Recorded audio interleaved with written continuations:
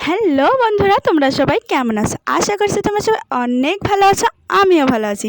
তো আজকে আমার একটা কাজ আছে, সেটা হলো এই ঘরের যে জমিটা আছে এটা আমাকে পরিষ্কার করতে হবে। অনেক জঙ্গল হয়েছে, তাই আমাকে এটা পরিষ্কার করতে হবে। দুদিন পর থেকে ঘরের কাম স্টার্ট করা হবে, তার জন্য আমাকে জঙ্গল সাফা করতে হবে। তার জন্য আমি পরে নিলাম এই যে ছিঁড়ে থাকা স্যান্ডেল জোড়ো। এখন আমি এই যে বাগান সাফা করতে, মানে এই জঙ্গলের বাগান, এটা আমি সাফা করতে লাগবো। এসে দেখি এখানে করলা গাছ হয়েছে। করলা গাছগুলো তো কাটা যাবে না, কারণ দেখতে থাকো করলা লাগছে, তার জন্য কাটবো না এটা। আর এখানে রড রেখেছে, এখান দিয়ে দেখো অনেক জঙ্গল হয়েছে। এটা কাটতে কাটতে তো আমার তো অনেক গরম লেগে গিয়েছিল। তারপর আর কি করবো, আমাকে তো এটা সাফা করতেই হবে।